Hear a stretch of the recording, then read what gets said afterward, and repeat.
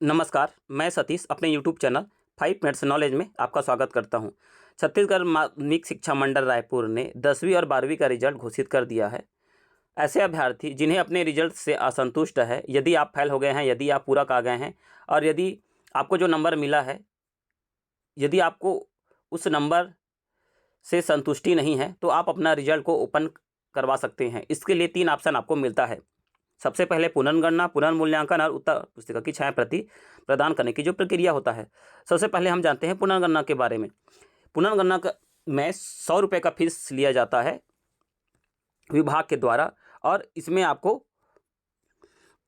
आपके जो दिए गए नंबर को एक बार फिर से चेक किया जाता है और यह 2 विशेषज्ञों द्वारा किया जाता है। इसमें यदि आपका नंबर कम या ज़्यादा होता है तो आपका नंबर कम ज़्यादा हो सकता है इस प्रोसेस में।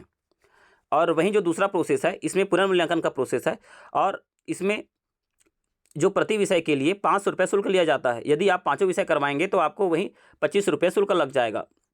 और इस प्रोसेस में यदि आपको जो नंबर मिला है और तो उसमें आपका नंबर कम नहीं होगा, और यदि आपके नंबर जो मिला है उसमें अगर 10% एक्स्ट्रा रहेगा तभी आपका जो नया जो मार्कशीट है वो बन के आएगा, और यदि 10% से ज़्यादा नहीं होगा तो आपका जो नंबर है वहाँ इंक्लूड नहीं किया जाएगा और आपको पुराना मार्कशीट ही दिया जाएगा। और वहीं जो तीसरा प्रोसेस है, उसमें उत्तर पुस्तिका की छाया प्रति आप मंगवा सकते हैं। इसके लिए भी 500 रुपये प्रति विषय के हिसाब से शुल्क लिया जाता है।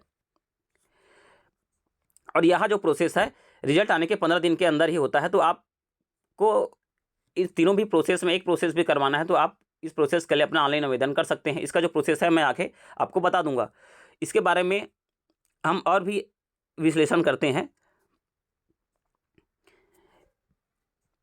जैसे आप बीजापुर, जगदलपुर, दंतेवाड़ा, कांकेर, कोंडागांव, नारायणपुर, सुकमा एवं बलरामपुर तथा जिला राजनांदगांव के विकासखंड मानपुर एवं मोहला आदिवासी बहुल नक्सली क्षेत्र के अंतर्गत ऐसे अभ्यर्थी जो पुनर्मूल्यांकन के लिए अपना आवेदन करना चाहते हैं तो आपको निर्धारित शुल्क में 50% का छूट दिया जाएगा। मतलब यदि आप पुनर्मूल्यांकन करवाना चाहते हैं और आप आदिवासी बहुल और नक्सली क्षेत्र के अंतर्गत आते हैं तो आपको 500 रुपये की जगह 250 रुपये शुल्क देना पड़ेगा। और यह जो छूट रहेगा केवल पुनर्मूल्यांकन के लिए रहेगा। यदि आप पुनर्गणना अथवा उत्तर पुस्तक की छाया प्रति मंगवाते हैं तो आपको इस प्रकार का छूट नहीं दिया जाएगा।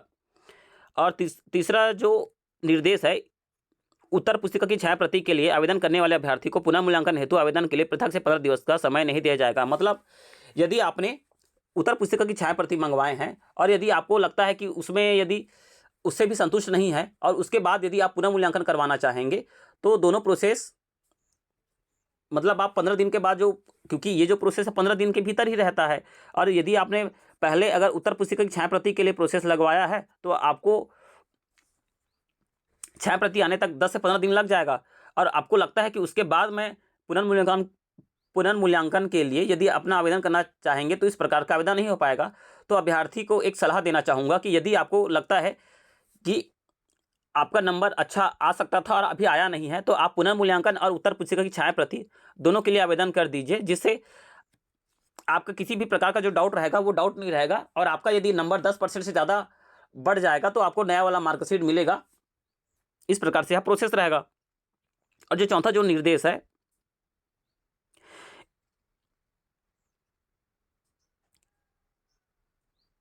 वही जो बताया हूँ वही चौथा जो निर्देश है। पांचवा जो निर्देश है, इसमें जो पुनर्मूल्यांकन की प्रक्रिया होता है इसमें 2 मूल्यांकनकर्ताओं द्वारा चेक करवाया जाता है। तो दोनों मूल्यांकन करता रहेगा और जो औसत जो पूर्व में प्राप्त अंक रहेंगे उसे 10% अधिक वृद्धि होने पर ही जो अंकों की जब वृद्धि रहेगा वही मान्य किया जाएगा।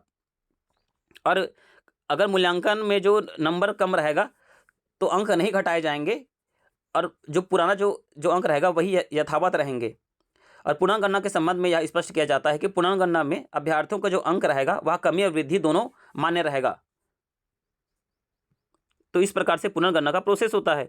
वहीं पूरक अनुत्तीर्ण अभ्यर्थियों के लिए पुनर्मूल्यांकन के उपरांत किसी भी विषय में 10% से या उससे अधिक अंक अर्जित करने पर ही परीक्षा फल में परिवर्तन होगा, नहीं तो परीक्षा फल में परिवर्तन नहीं होगा और पुराना वाला आपको मार्कशीट दिया जाएगा।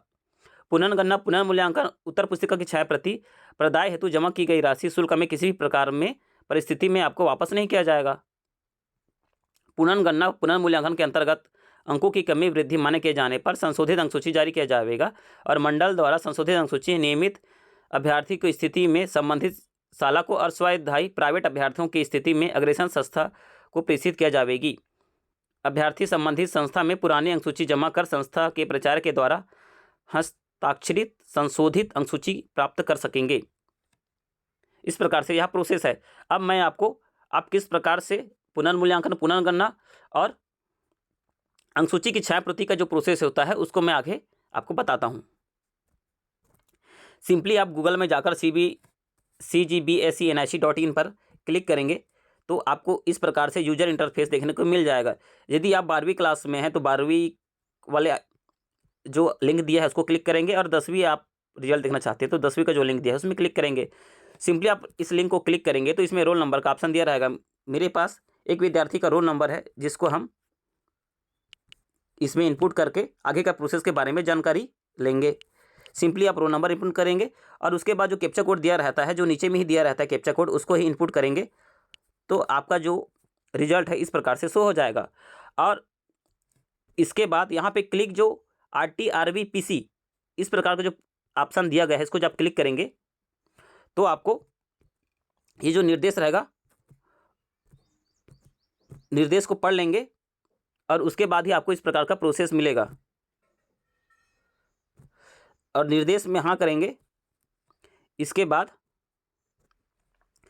जैसे ही आप क्लिक फॉर RTRB और PC को क्लिक करेंगे तो आपको इस प्रकार का यूजर इंटरफेस देखने को मिल जाएगा। और निर्देश वाले ऑप्शन को जैसे ही क्लिक करेंगे तो आपको इस प्रकार से पुनर्गणना के लिए 100 रुपये और उत्तर पुस्तिका की छायाप्रति के लिए 100 रुपये और पुनर्मूल्यांकन के लिए 100 रुपये, इस प्रकार से आपको जिस भी प्रोसेस के लिए ऑप्शन कर वो टिक लगाना है आप टिक लगा सकते हैं। इसके बाद आप अपना जो आधार कार्ड में नंबर लिखा रहेगा उसको क्लिक करेंगे, और यदि इसमें पूछ रहा है कि आप JEE 2022 IITS NITS की प्रतियोगिता परीक्षा में सम्मिलित हो रहे हैं तो उसको हाँ है तो क्लिक कर देंगे, नहीं है तो कुछ नहीं करना है। और आपको 100 बटन में क्लिक, सेव बटन को जैसे ही क्लिक करेंगे तो आपका सेव हो जाएगा और आप फीस पे करके इस प्रोसेस के लिए आगे बढ़ सकते हैं। शिक्षा और नौकरी संबंधी जानकारी के लिए आप मेरे YouTube चैनल को सब्सक्राइब कीजिए, परिवार दोस्तों में शेयर कीजिए। धन्यवाद।